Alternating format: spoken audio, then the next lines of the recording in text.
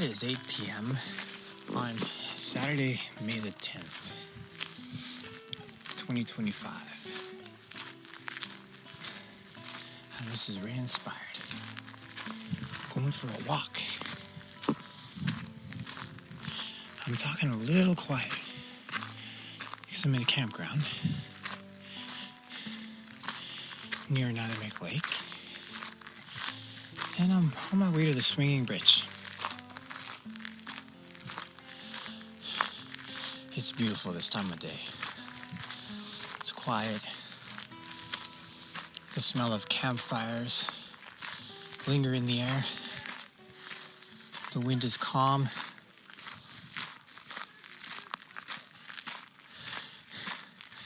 And I am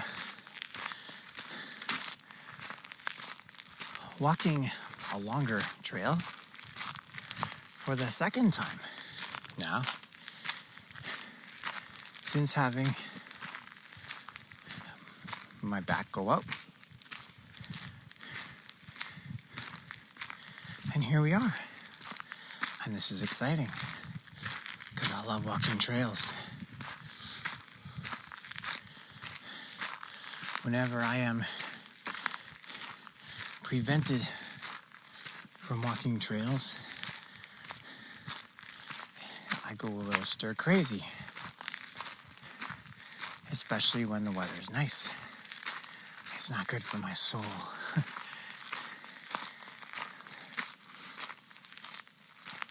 But what I'm doing right now is very good for my soul. And as I walk these days, especially as I pass through bogs, I am keeping a keen eye out for the diamond willow, because I would like to make a diamond willow walking stick. I've seen enough of them, and I only needed to see one to know that that's a pretty sick walking stick. Sick as in good.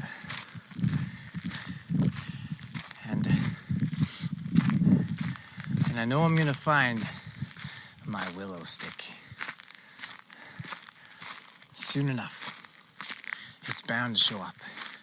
It's only a matter of time. That's how I like to see things.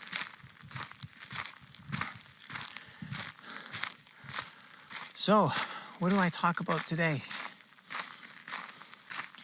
To be very honest, I've been feeling very inspired lately, but I haven't felt really in a place where I feel able to put it into words. It's something that I've been experiencing, and it's been beautiful. This whole spiritual adventure, I'll call it, I've been on has been very awe-inspiring, mysterious, wonderful.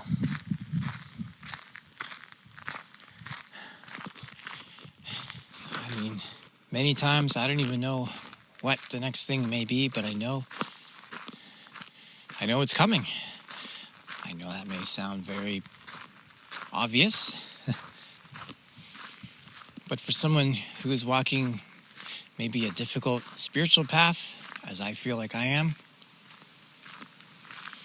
it can be encouraging to have such thoughts. That this too shall pass. The next corner will be rounded, just as I round the corner to the swinging bridge, so long as I keep walking.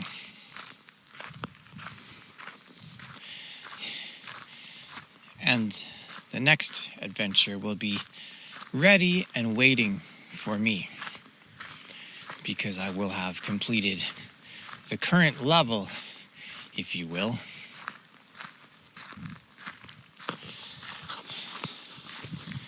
I know I've said this before, but as an avid video gamer, And it used to be more so an avid video gamer. Now it's more of a casual video gamer.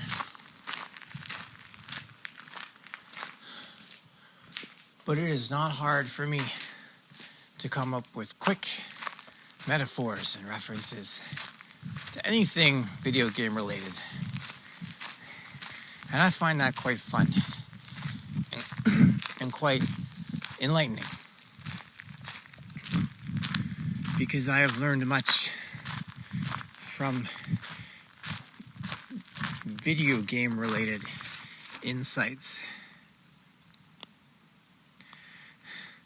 And in this moment, though, I will pause for my customary photo of the swinging bridge, because as you should know by now, yes, should know,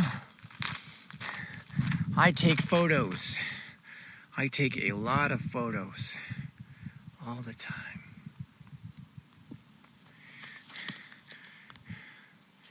And today, it's the swinging bridge. And as you can imagine, I'm going to come up with some sort of allegory related to the swinging bridge. I don't know what that is yet, but I will just let the moment inspire me.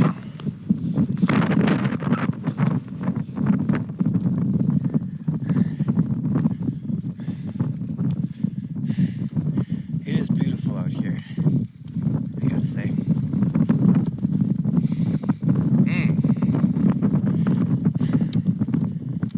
I think I came up with something. We're gonna wait until I get to a less windy area to share it. A book I've been reading. By the way, I'm on the other side of the bridge now. At the sign that tells me where Sturgeon Falls is and Pine Point Trailhead. Now, I have a choice. Do I keep walking or do I turn back? Because the sun sets in 54 minutes and I have been walking for 37 minutes. Well, I suppose as long as I leave, yeah, I'll be fine. 8 minutes, I should be able to walk 1.5 kilometers in 8 minutes, and then I'll turn around.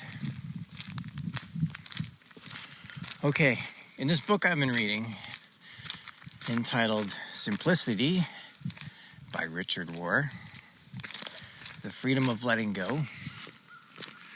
Originally written in 1991, I have the revised and updated edition from 2003.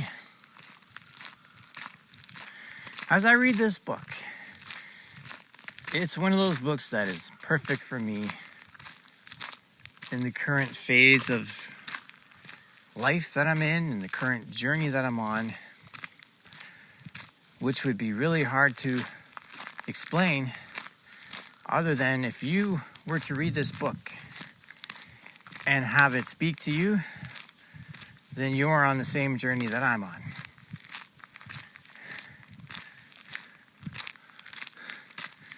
If you're familiar with it already and it's old, well, then you're beyond me in the journey. And if it is kind of hard to comprehend, well, then that journey for you, I suppose, is coming up. As I go through this book, I don't go past one, for sure 2 pages, without highlighting something.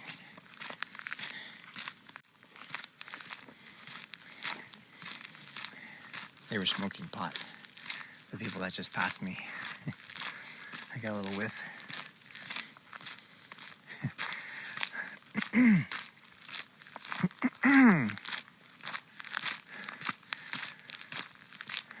I don't go more than 2 pages without highlighting or underlining.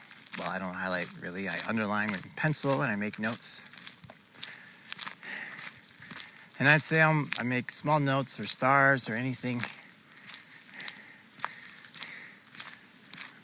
Every 2 pages. Almost every page on average. That's how much this book is speaking to me right now. When you find a book like this, because surely along your path of life, you will find a book like this. It becomes a treasure because it puts into language everything you're experiencing. It addresses the questions you have, the deep, lingering questions you may have, the controversial questions you may have, the things you have been struggling with, as I have in this particular book, with questions of religion and spirituality. And then I read this book and I realize that this individual, Mr. Rohr, has had the same sort of experience and the same sort of path. And I don't want to make any one-size-fits-all statements, so I'll put it this way. Because I am connecting so much with this Rohr guy, I must have a similar path as he. And what is that path? Well, these days, I have been coming to understand it as the path of the mystic. Now, you may have just heard me say that word, and you start thinking to yourself, oh no, Ray's gone off the deep end. He's getting into mysticism.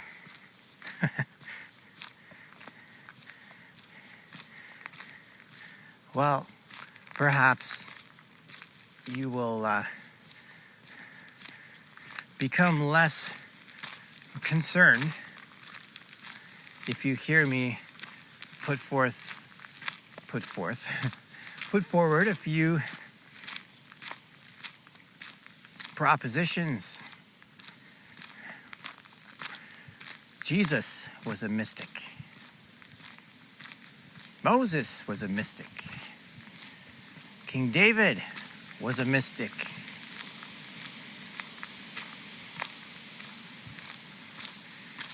The prophet Samuel was a mystic.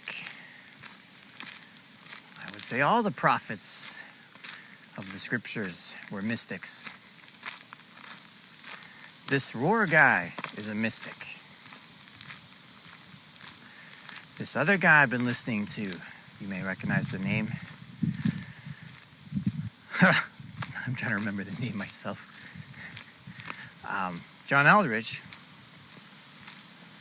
he would call himself a modern day mystic. What does that word mean to me? The word mystic means someone who is in touch with God, with the Creator, with the source of all things. Someone who can tune into that presence, that spirit, that energy. Someone who can hear that voice whisper through the forest, rush along with the river, crash along with the waves, resound with the eruption of a volcano, or the crack of an earthquake, or the shaking of an earthquake.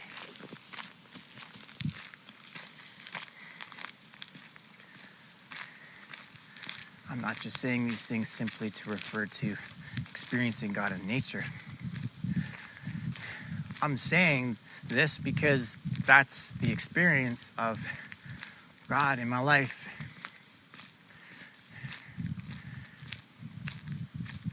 That the voice can be as still and calm as the evening waters of a lake, And the voice can be as strong and tumultuous as a waterfall.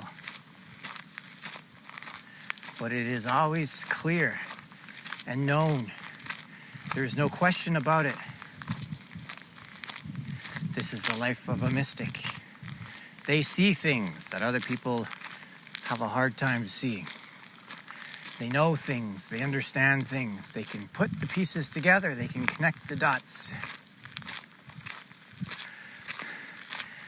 They have a certain knowing that other people go, how could you possibly know that? You're crazy, that's not going to happen. It always happens this way. Who are you to say it's going to happen this way?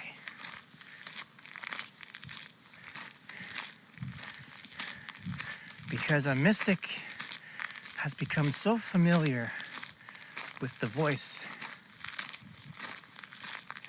of that which is higher, the all, if you will. As in the scripture it says, my sheep hear my voice and they know my name. It's the same idea.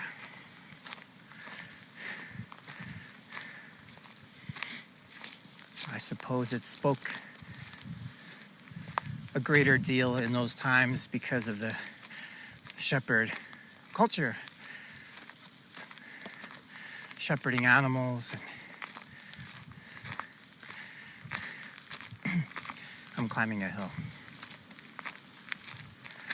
Anyways, I'm not trying to make a point on that. All I'm trying to say is a mystic, one could say, is one who is drawn close to God, and God is drawn close to them.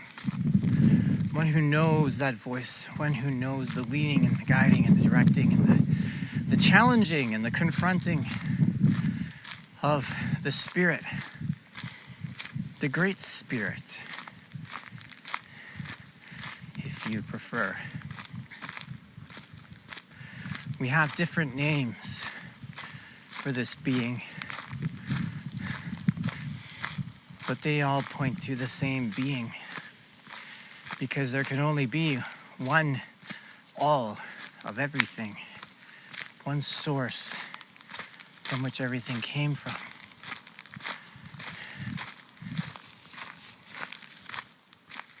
That's what I mean by mystic. What I was really meaning to get to from this book is when it was talking about creative tension. The ability to hold a creative tension between polarities. What does that mean? Well, in our modern day, a good example would be to hold tension between the liberal and the conservative perspective. Or why don't we just say left wing and right wing ideology. If you're the kind of person that can sit somewhere in the middle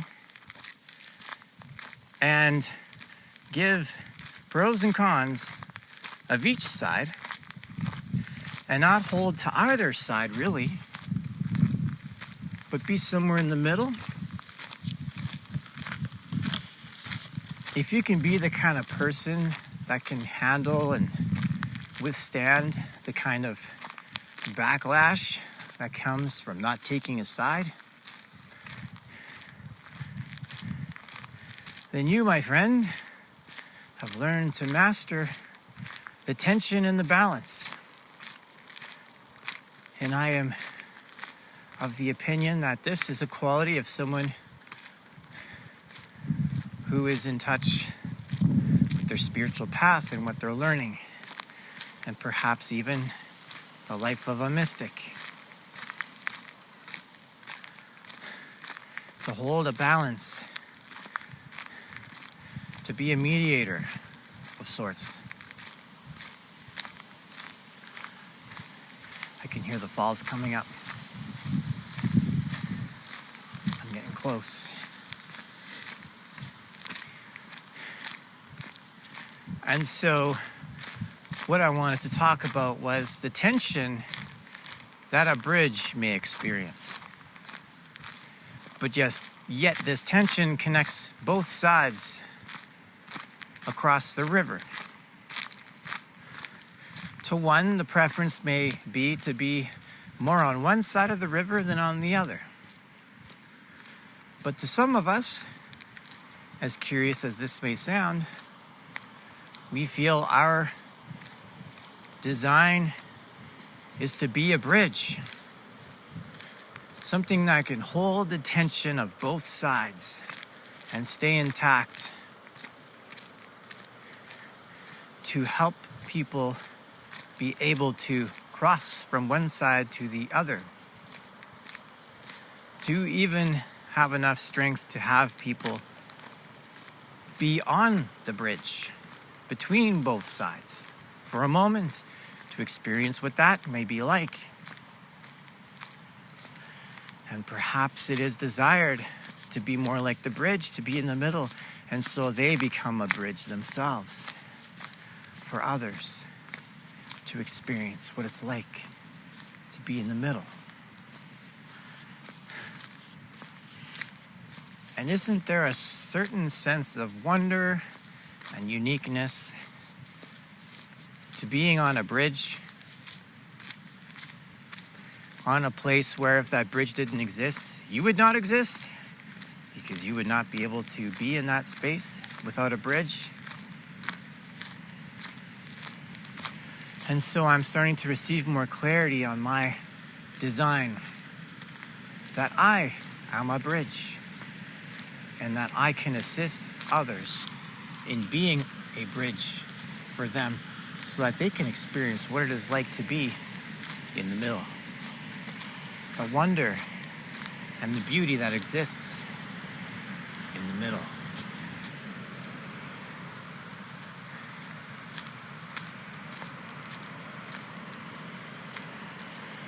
Just as we know Jesus as a bridge, I have been called to be a bridge myself for others, and so I will be.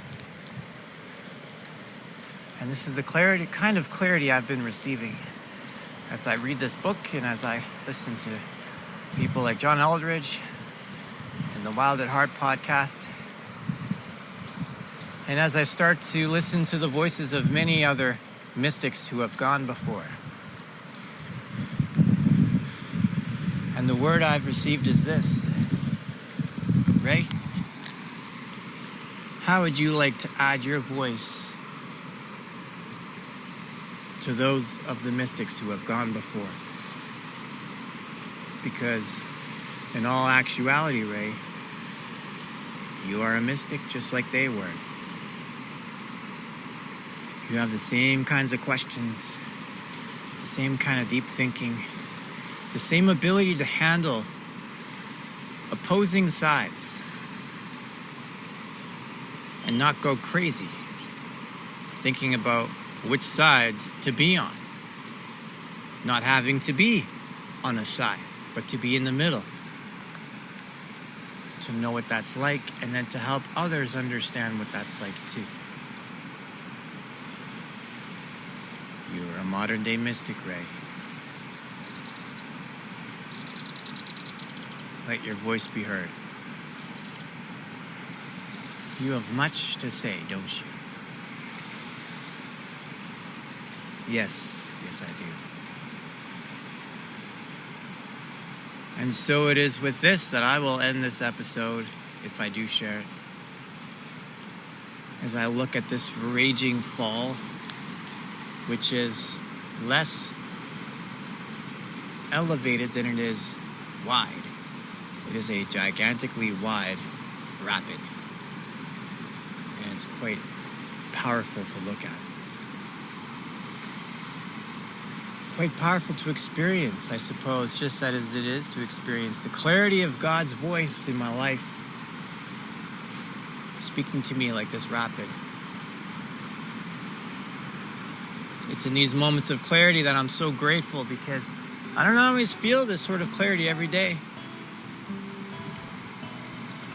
But when I do, I'm so grateful because I know who I am and I know what I must do.